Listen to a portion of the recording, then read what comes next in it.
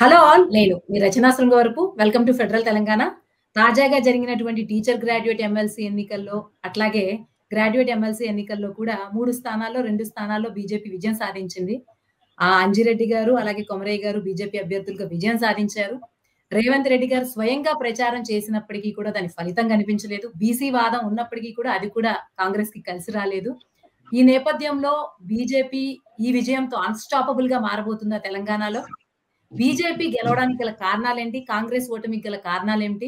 ఓవరాల్‌గా ఇప్పటి వరకు తెలంగాణలో బీజేపీ అంత గట్టిగా కనిపించకపోయినా, ఈ విజయంతో తెలంగాణ రాజకీయ చిత్రాన్ని బీజేపీ మార్చబోతుందా? అసలు దీని మధ్య జరిగినటువంటి వ్యూహాలేంటి? ఎలా బీజేపీ గెలిచింది? మిగిలిన పార్టీ ఓటమి గల కారణాలేంటి? వీటి గురించి విశ్లేషించడానికి మనతో ఉన్నారు ఉదయ్ ప్రతాప్ గారు. బీజేపీలో యాక్టివ్‌గా ఉన్నారు. అలాగే లాయర్ కూడా.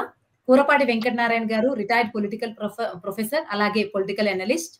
అలాగే చలసాని నరేంద్ర గారు senior most journalist. So Uday Pratap గారు, ముందు మీతో మొదలు పెడదాం. మీరు చెప్పండి, బీజేపీ ఈ సమయంలో 2 ఎమ్మెల్సీ స్థానాలు సొంతం చేసుకోవడం, ఒక టీచర్ ఎమ్మెల్సీ, ఒక గ్రాడ్యుయేట్ ఎమ్మెల్సీలో విజయం సాధించడానికి కారణాలు ఏంటనుకుంటున్నారు?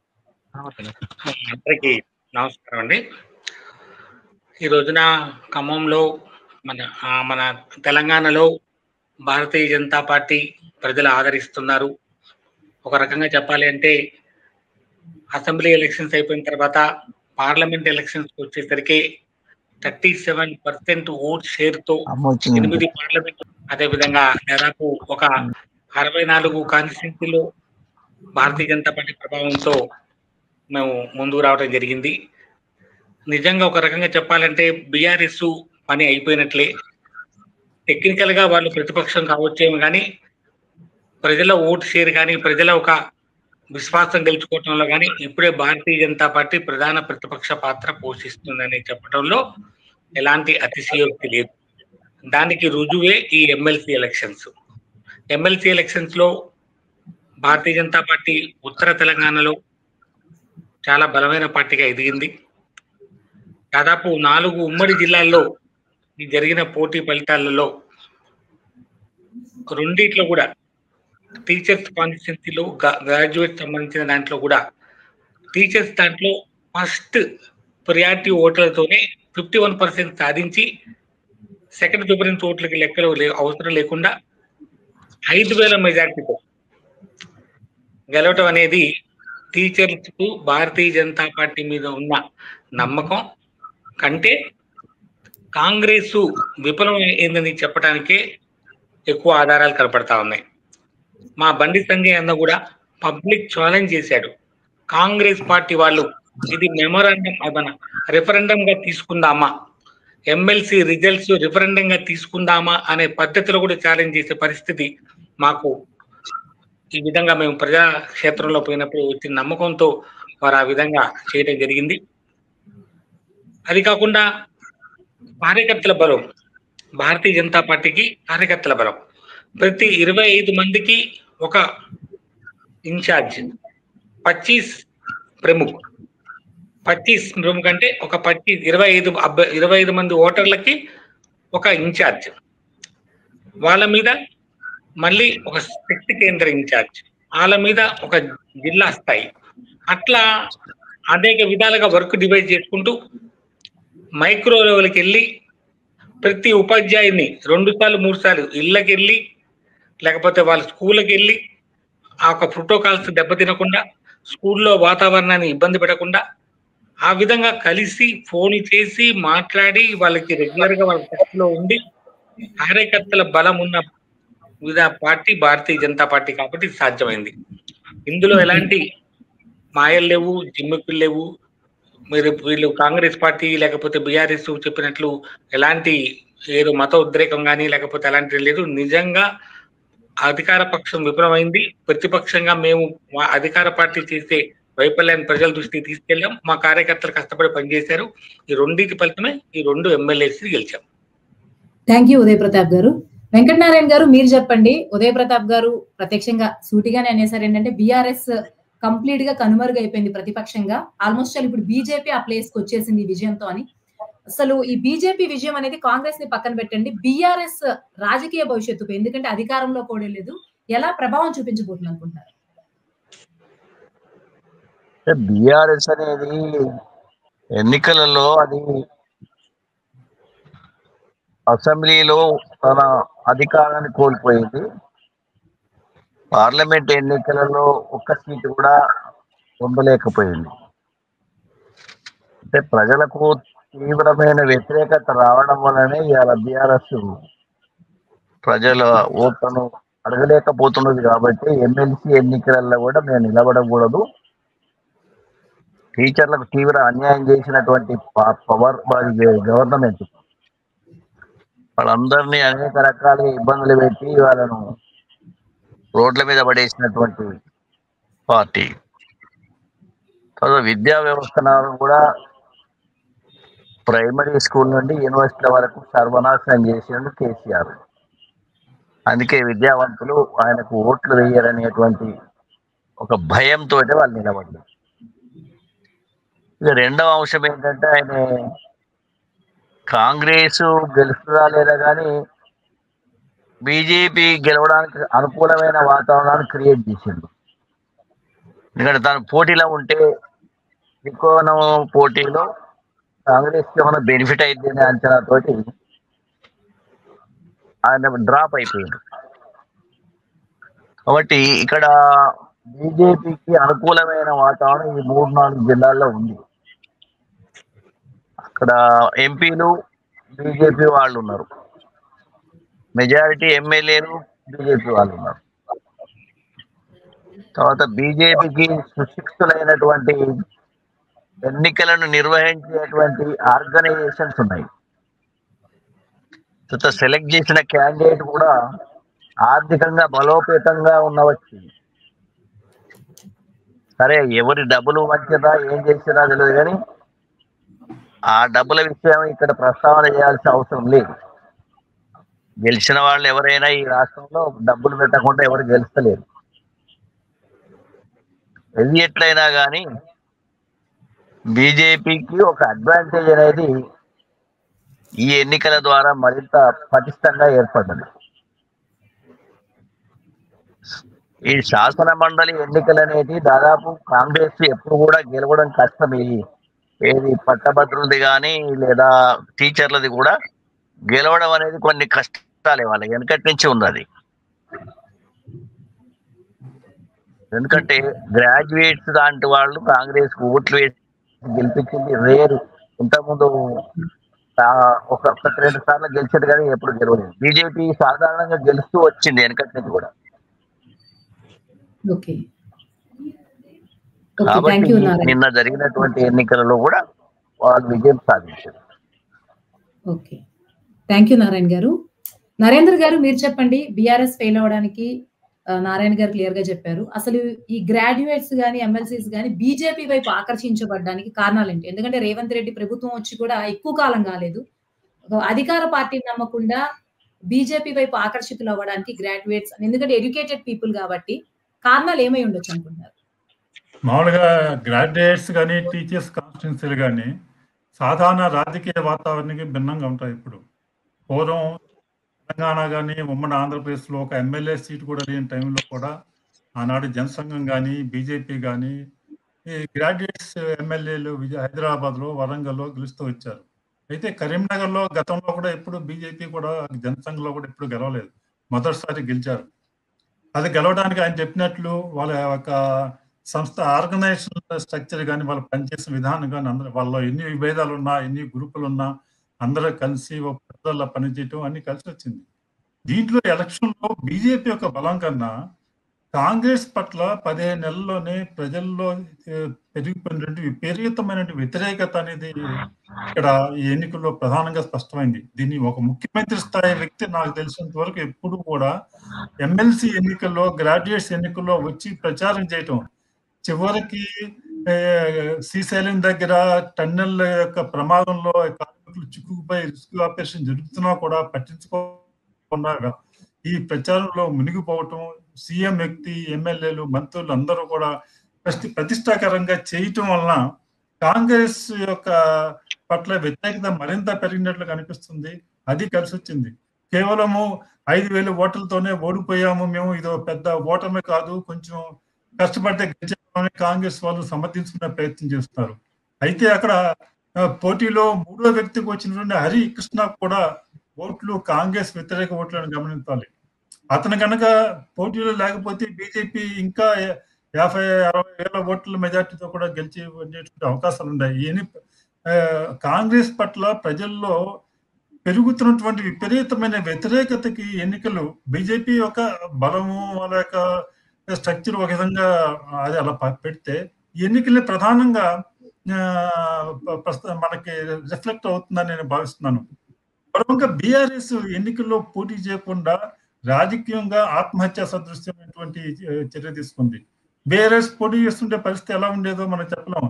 ఎందుకంటే రాష్ట్ర రాజకీయాల్లో ఎమ్మెల్సీ ఎన్నికలకి యొక్క ప్రభావం పరిమితంగా ఉన్నప్పుడు కూడా ఈ కరీంనగర్ ఎన్నిక యొక్క 2019లో జరిగినటువంటి ఈ గ్రాడ్యుయేట్స్ ఎమ్మెల్సీ ఎన్నిక ఫలితం బీఆర్ఎస్ యొక్క పతనానికి దారితీస్తుంది. ఆనాడు కాంగ్రెస్ సీనియర్ నాయకుడు జీవన్ రెడ్డి పోటీ చేసి బీఆర్ఎస్ ని ఓడించడం ద్వారా అక్కడి నుంచి బీఆర్ఎస్ పతనం చేసి తర్వాత కాంగ్రెస్ ప్రభుత్వం ఏర్పడటానికి ఆరంభం జరిగింది. అటువంటి నియోజకవర్గంలో బీఆర్ఎస్ కనుక వాళ్ళు పోటీ చేస్తుంటే పరిస్థితులు భిన్నంగా ఉండేటువంటి అవకాశం ఉండేది.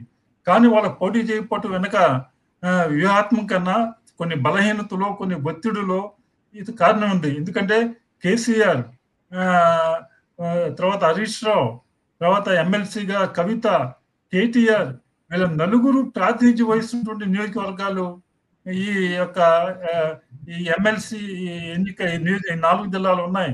అటువంటి వ్యూహాత్మకంగా ప్రధానమైన పోటీలో లేకుండా చేతులు ఎత్తివేయటం అనేది ఒక రాజకీయంగా ఒక ఆత్మహత్య సదృశ్యం. అది బీఆర్ఎస్ అది రాబోయే రోజుల్లో పార్టీ యొక్క ప్రభావం ఆ పార్టీ మీద తీవ్రంగా ఉండే అవకాశం ఉంది.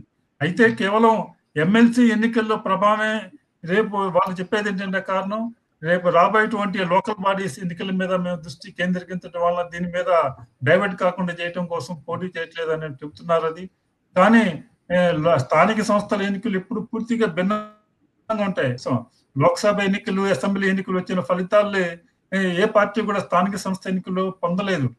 కాబట్టి ఇది బీఆర్ఎస్ యొక్క వ్యూహాత్మక తప్పిదం, కాంగ్రెస్ పట్ల వ్యతిరేకత, వీటిని క్యాస్ట్ వాస్తవానికి బీజేపీ అందరికన్నా ముందే అభ్యర్థి పెట్టినప్పుడు కూడా ప్రకటించినప్పుడు కూడా వాళ్ళు ఎన్నికల ప్రచారాన్ని కొంచెం మిగతా వాళ్ళ మీద ఆలస్యంగా ప్రారంభించారు. అయినప్పుడు కూడా వాళ్ళు ఉమ్మడిగా ఎమ్మెల్సీ ఎన్నికల ప్రచారం అనేది మామూలుగా సాధారణ ఎన్నికల్లాగా బహిరంగ సభలతోనూ మీడియా ప్రచారం వలన పెద్ద ప్రభావం ఉండదు. కానీ కాంగ్రెస్ అంతా కూడా ఆ విధంగా సీఎం మంత్రులు అంతా తిరుగుతూ ఆ విధంగా చేయటం వలన ఆశించిన ప్రభావం లేకపోయింది. మరొకటి కాంగ్రెస్ లో కూడా ఈ ముఖ్యమంత్రి అనుకున్న విధంగా ఈ నియోజకవర్గంలో గెలవాలని పట్టుదలగా ఒక మంత్రి శ్రీధర్ బాబు తప్పితే ఏ కాంగ్రెస్ మంత్రి కూడా సీనియర్ నాయకుడు కూడా ఈ ఎన్నికల పట్ల సీరియస్ గా తీసుకున్న దాఖలాలు లేవు. చివరికి పిసిసి ప్రెసిడెంట్ ప్రాతినిధ్యం వహిస్తున్న నిజామాబాద్ జిల్లాలో కూడా ఆయన పిసిసి ప్రెసిడెంట్ ప్రెస్టేజీగా తీసుకుని ఎన్నికల్లో గెలవాలని ప్రయత్నం చేసినటువంటి సూచనలు కనిపించలేదు. ఈ విధంగా కాంగ్రెస్ ముఖ్యమంత్రికి వదిలేసి మిగతా వాళ్ళు చేతులు ఎత్తేయటం, బీఆర్ఎస్ చేతులు ఎత్తేయటం, ఇవి కూడా బీజేపీ కలిసి వచ్చి ఎన్నికల్లో హరికృష్ణ లేకపోతే బీజేపీ ఇంకా 50-60 వేల మెజార్టీతో గెలిచుండేది. ఆ విధంగా ఎన్నికల ఫలితాలని దారితీస్తాయని భావిస్తున్నాను. థ్యాంక్ యూ నరేంద్ర గారు. ఉదయ్ ప్రతాప్ గారు మీరు చెప్పండి. ఎంతైనా ఈ ఎమ్మెల్సీ ఎన్నికలు వేరు, అసెంబ్లీ ఎన్నికలు వేరు. అఫ్ కోర్స్ కొంత రెండిటి చిత్రం గానీ, రెండిటి ప్రాసెస్ గానీ, రెండిట్లో వచ్చే రిజల్ట్స్ గానీ ఎప్పుడు వేరుగా ఉంటాయి. సో ఇప్పటి నుంచి బీజేపీ అసెంబ్లీ ఎన్నికల్లో విజయం కోసం ఎటువంటి వ్యూహరచన చేయబోతుంది? ఎంత ఛాన్సెస్ ఉన్నాయి అనుకుంటున్నారు మీరు రాబోయే అసెంబ్లీ ఎన్నికల్లో విజయం సాధించడానికి? 2 విషయాలమ్మా. ఇందాక వెంకటనారాయణ గారు చెప్పినట్లు బీఆర్ఎస్ పోటీ చేయకుండా బీజేపీకి మేలు చేసిందనే వాదనలో నిజం లేదని చెప్పదలుచుకున్నాను. దేనికంటే ఇప్పుడు ఎలక్షన్ జరుగుతున్నప్పుడు ప్రభుత్వ వ్యతిరేకత అనేది ఒకటి ఉంటుంది. ప్రభుత్వ వ్యతిరేకత ప్రతిపక్షాలు పోటీ చేస్తే అది ఆ విధంగా ప్రభుత్వ వ్యతిరేకత చీలిపోయి కాంగ్రెస్ కి మేలు జరుగుద్ది. ఇక్కడ బీజేపీ మేలు జరిగే అవకాశం ఉంటుంది. వాళ్ళు పోటీ చేయకపోతే ఆ విధంగా వాళ్ళకి కాంగ్రెస్ కు మేలు జరిగే అవకాశం ఉంటే కానీ బీజేపీ మేలు జరిగే అవకాశం లేదు. అదేవిధంగా ఇది Congress sitting seat. Congress sitting seat అయినప్పటికీ కూడా వాళ్ళు నిలబెట్టుకోలేకపోయారు. వాళ్ళు ఏ విధంగా అంటే ప్రభుత్వం మీద పూర్తిగా పట్టు కోల్పోయారు. పాలన మీద వాళ్ళకి ఎటువంటి శ్రద్ధ లేకుండా పోయింది. రేవంత్ రెడ్డి మాట వినే పరిస్థితి లేదు. అప్పుడే సీఎంను మార్చాలి, కుర్చీల కుమ్ములాట. కాంగ్రెస్ అంటేనే వాళ్ళు నిత్యం వాళ్ళలో ముఠాలు కుమ్ములాటలు తప్పితే ఇంకేమీ ఉండదు. వాళ్ళకు ఒక ఆర్గనైజేషన్ ఉండదు. ఆ సోనియమ్మ భజన తప్పితే వేరే ఆలోచన ఉండదు. ఓట్ బ్యాంక్ పాలిటిక్స్, లేకపోతే మైనార్టీ సంతుష్టీకరణ, లేకపోతే ఇలాంటి పద్ధతిలో పోయి మన మధ్యలో మంచిగా కలిసిమెలిసి ఉండే అన్ని కులాలు మతాల మధ్యలో చిచ్చులు రేపటం, ఇలాంటి పరిస్థితుల్లో వాళ్ళు తప్పితే ఇంకా వేరే విధంగా లేదు.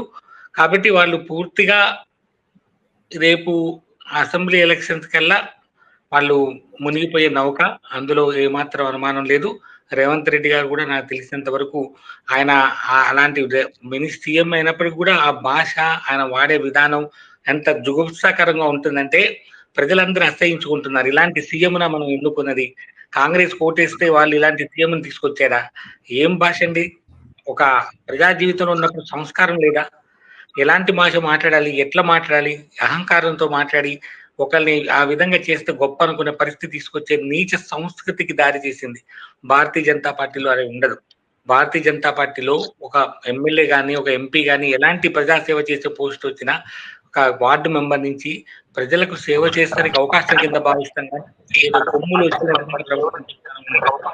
కాబట్టి ప్రజలందరూ గమనిస్తా ఉన్నారు. MLC elections, MLA elections difference ఉంటుంది కాదండి. కానీ ప్రజల యొక్క ఆలోచన విధానం మారిందని చెప్పడానికి ఇది ఒక అవకాశం. భారతీయ జనతా పార్టీ కార్యకర్తల్లో మంచి బూస్టింగ్ వచ్చింది. ఏ విధంగా మనం కష్టపడి పనిచేస్తే రేపు రాబోయే రోజులు మనయ్యాలి. కాబట్టి రేపు పొద్దున ఎమ్మెల్యే ఎలక్షన్స్ లో ఎప్పటి నుంచో యువరసలు చేస్తున్నారు. అసెంబ్లీ నియోజకవర్గాల వారిగా దానికి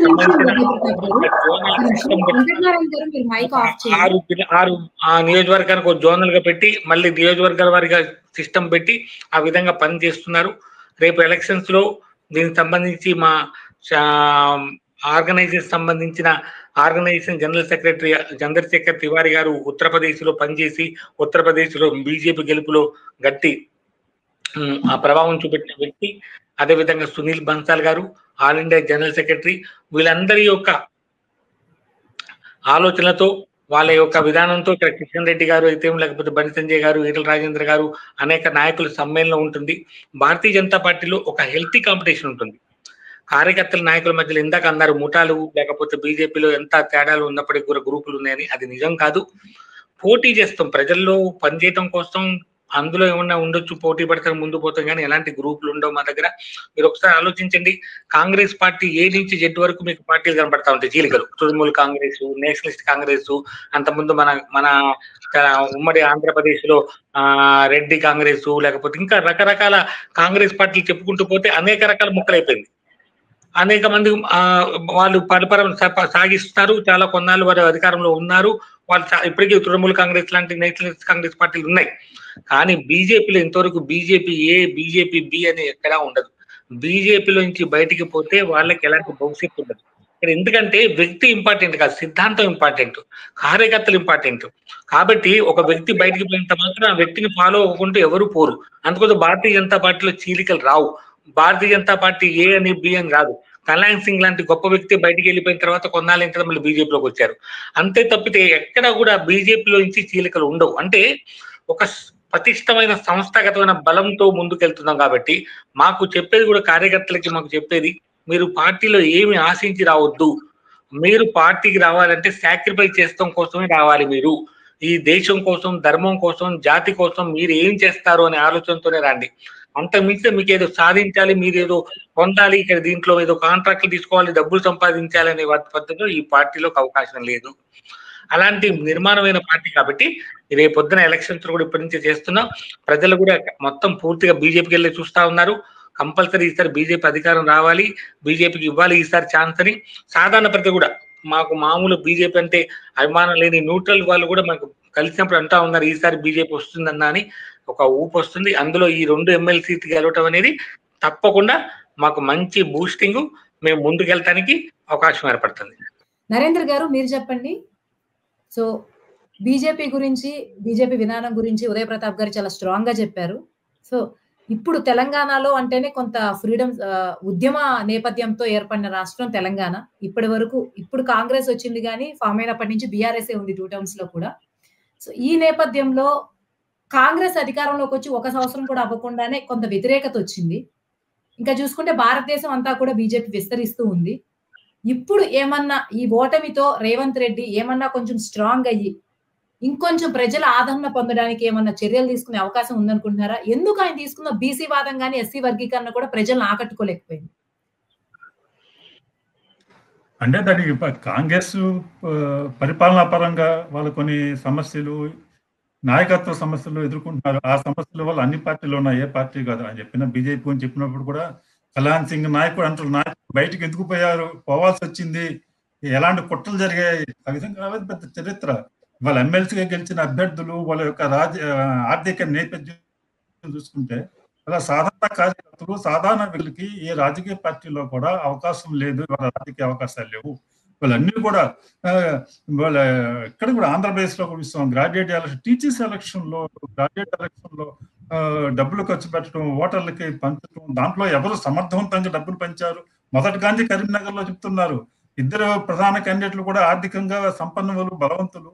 ఎవరు సమర్థవంతంగా నిజంగా నెట్వర్క్ ప్రకారం నిజమైన ఓటర్లకి డబ్బులు పంచగలరో వాళ్ళు గెలుస్తారని మొదటి గాంచి అందరూ చెప్తున్నారు. ఇవాళ అసలు ఎన్నికలు ఈ విధానంలో దాదాపు 10% మంది ఓట్లు ఇన్వాలిడ్ అని, టీచర్లు వేసిన ఓట్లు, గ్రాడ్యుయేషన్ ఓట్లు చల్లలేదు వేల సంఖ్యలో. కాబట్టి మొత్తం అసలు ఈ గ్రాడ్యుయేట్స్, టీచర్స్ కి అసలు ఎమ్మెల్సీ సీట్లు అవసరమా అనేటువంటి ప్రశ్న కూడా ఇవాళ. ఎందుకంటే పూర్వం ఆ సీట్లు ప్రవేశపెట్టినప్పుడు జిల్లాకి 100 మందో 200 మందో గ్రాడ్యుయేట్లు ఉండేవాళ్ళు. ఇవాళ గ్రాడ్యుయేట్లు ప్రతి ఇంట్లో ఉంటున్నారు. ఇవాళ దానికోసం ప్రత్యేకంగా టీచర్ల కోసం నియోజకవర్గాలు, ఎమ్మెల్సీలు అవసరం అనేది కూడా ఆలోచించుకుని దాన్ని కొనసాగించాలా వద్దా అనేది ఆలోచించాల్సిన అవసరం ఉంది. రాజకీయ పరిణామాలు అనేది ఒక డైనమిక్ ప్రాసెస్. ఎప్పుడు ఎలాంటి పరిణామాలు వస్తాయి, ఏ విధంగా చెందుతాయి అనేది మనం చెప్పలేము.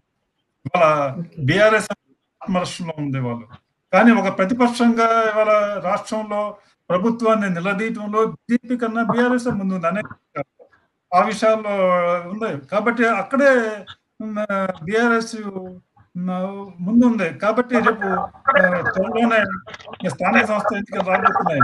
అక్కడ బీజేపీ ఇంత గెలిచినా కూడా కరీంనగర్ ఎంపీ స్థానాలు 2 సార్లు కరీంనగర్ ఎంపీగా గెలిచినప్పుడు కూడా గ్రామాలు, స్థానిక సంస్థలో ఆ పార్టీ విజయాలు సాధించలేకపోయింది. కాబట్టి ఇవాళ కూడా గ్రామాల్లో బీజేపీకి బలమైనటువంటి నిర్మాణ స్వరూపం, కానీ వాటిని గ్రామాల్లో పార్టీని విస్తరించే నాయకులు బీజేపీ కొరత ఉంది ఎక్కువగా. కాబట్టి ఇవన్నీ సమస్యలు ఎవరు ఏ విధంగా అధిగమిస్తారు, ఏ విధంగా వస్తాయనేది కాంగ్రెస్ కూడా నాయకత్వ సంక్షోభం ఆ పార్టీ కూడా వాళ్ళ ఎదుర్కొంటుంది. అది ఏ విధంగా అంటే అయితే కాంగ్రెస్ లో ఏంటంటే ఎంతమంది సంక్షోభం ఉన్నప్పుడు కూడా వాళ్ళు కొట్లాడుకున్నా కూడా వాళ్ళ సమస్యలు పరిష్కరించుకోగల ఇంటర్నల్ గా ఒకరినొకరు చర్చించుకుని పరిష్కరించుకోగల సామర్థ్యం ఆ పార్టీలో ఉంది. అది ఏ విధంగా చేయగలరు అనేది మనం చూడాలి. మిగతా పార్టీలో ఆ విధంగా ఒక కేంద్ర మంత్రివర్గం కానీ పార్టీలో కానీ ఏ విషయాల మీద పరిస్థితులు ఎవరో ఒకరి వ్యక్తులు చెబితే దాని ప్రకారం అందరం నడుచుకునేటువంటి పరిస్థితులు ఉన్నాయి. వాళ్ళ రాజకీయ పార్టీలు, అన్ని పార్టీలు ఆ విధంగా పనిచేస్తున్నాయి. ఒక వ్యక్తులు, 2 వ్యక్తులు, ఒక కుటుంబం వాళ్ళు చెప్పినట్టు రాజకీయ పార్టీలన్నీ నడుస్తున్నాయి. ఇటువంటి పరిస్థితుల్లో రాజకీయ స్వరూపమే ఏ విధంగా ఉంటుందని చెప్పడం కష్టం. ఓకే, థ్యాంక్ యూ నరేంద్ర గారు. ప్రతాప్ గారు మీరు చెప్పండి.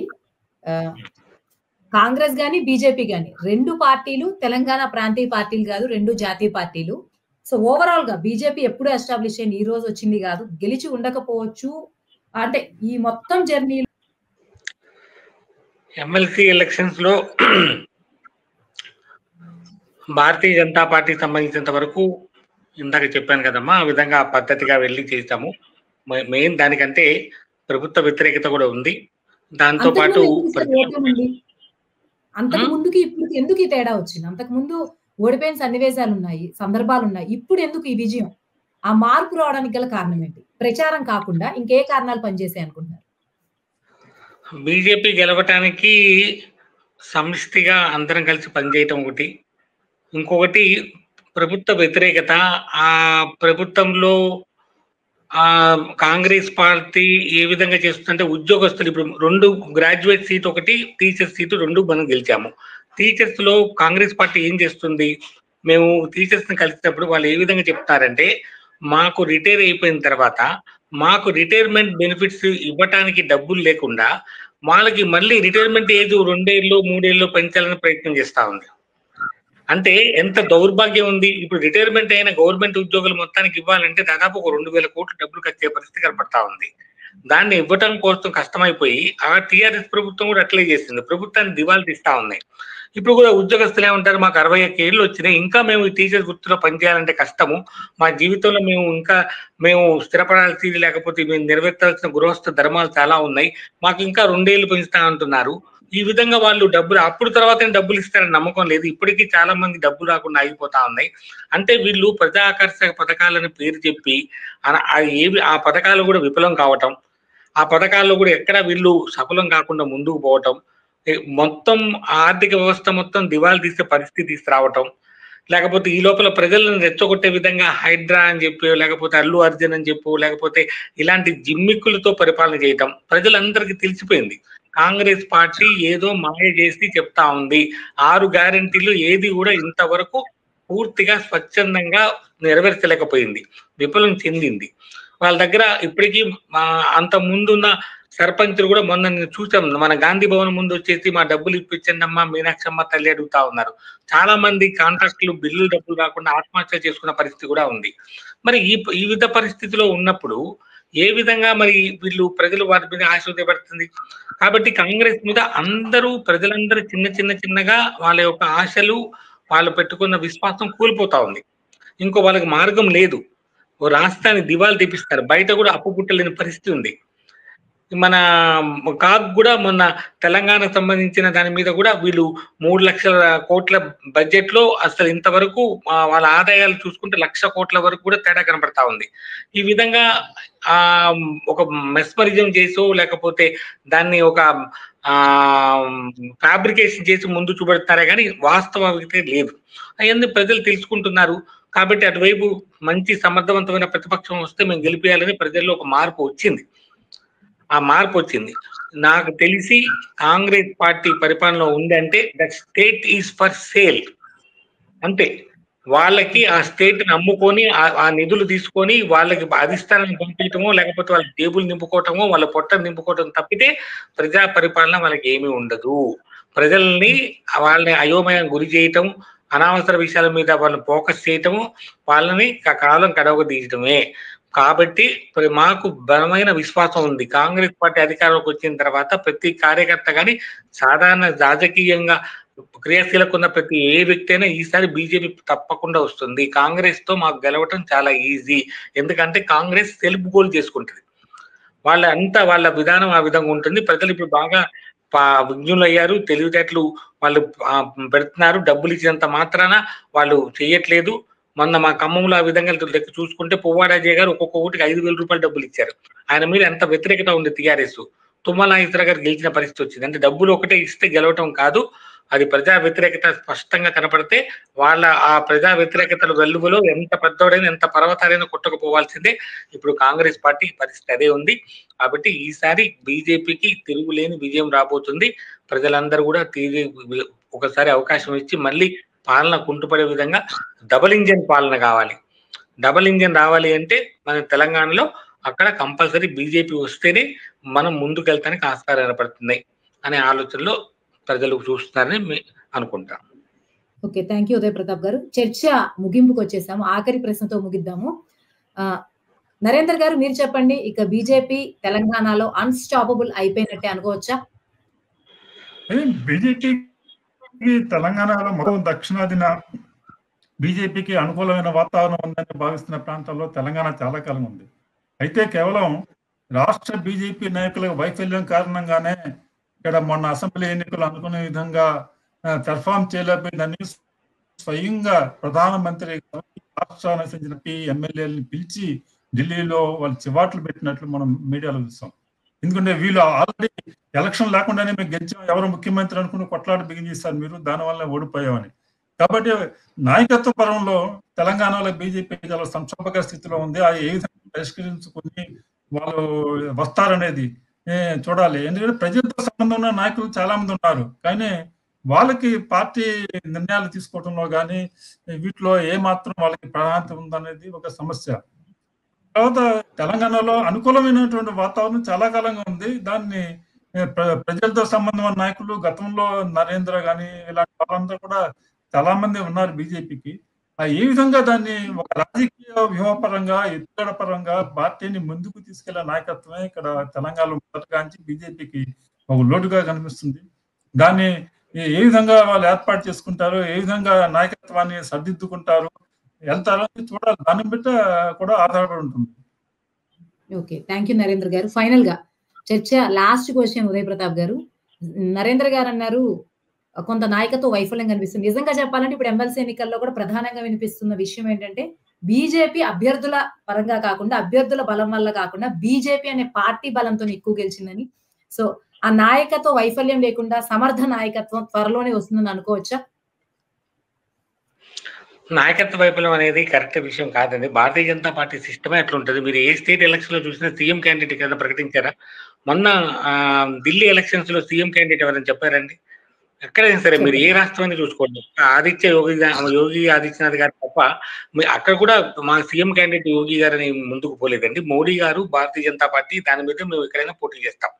మాకెక్కడ కూడా మాకు వ్యక్తి అనేది ఇంపార్టెంట్ కాదు, గెలిచిన తర్వాత ముందుకెళ్తాం. నాయకత్వ సమస్య అనేది చాలా అది రాంగ్ విషయం. కాకపోతే ఎవరైనా సరే రాష్ట్ర అధ్యక్షుడు కావాలని పోటీ పడతారు, జిల్లా అధ్యక్షుడు కావాలని పోటీ పడుతుంటారు. ఆ పోటీ అనేది లేకపోతే ప్రజాసేవలో ముందుకు పోవడం కష్టమైంది. అది ఆరోగ్యకరమైన పోటీ ఉండాలని మేము కోరుకుంటాము. ఆ ఆరోగ్యకరమైన పోటీ భారతీయ జనతా పార్టీలో ఉంటుంది. అంతేగాని నాయకత్వ వైఫల్యం అనేది కాదు. అసలు పోయినసారి బండి సంజయ్ అన్న నాయకత్వంలో అనేక రకాల ఉద్యమాలు చేసాము, అనేక రకాల పోరాటాలు చేశాము.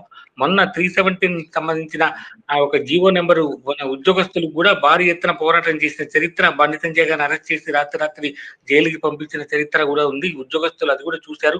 బండి సంజయ్ గారు ఎంత కష్టపడ్డారు మా కోసం అని చెప్పి ఉద్దేశంతో దాని మీద ఒక ఓటు కోసం వాళ్ళు చేశారు. ఎక్కడ నాయకత్వ వైఫల్యం కాదది. ఒక్కోసారి మనం ముందుకు తీసుకుపోవటంలో ఒక్కొక్కసారి మన పార్లమెంట్ ఎలక్షన్స్కి వచ్చేసరికి మనం అన్ని 37% ఎలక్షన్స్ తీసుకొచ్చి ముందుకు వెళ్ళిపోగలిగాము. అదేవిధంగా అప్పుడు అంతకుముందు జిఎంహెచ్ ఎలక్షన్స్ లో కూడా దాదాపు 48 కార్పొరేటర్ గెలుచుకోగలిగాము. ఇప్పుడు కూడా 2 ఎమ్మెల్సీ గెలుచుకోగలిగాము. కాబట్టి ఎప్పటికైనా సరే భారతీయ జనతా పార్టీలో సిద్ధాంత బలంగా ముందుకు పోతుంటాం. ఆ విధంగానే ముందు జరుగుతూ ఉంటాం. థ్యాంక్ యూ ఉదయ్ ప్రతాప్ గారు. సో మొత్తం మీద బీజేపీ అన్స్టాపబుల్ అనే అభిప్రాయమే బలంగా వినపడింది ఈ చర్చలో కూడా. సో పార్టీని ముందు పెట్టి వ్యక్తులను వెనకబెట్టే పార్టీ అని కూడా ఉదయ్ ప్రతాప్ గారు తెలియజేశారు.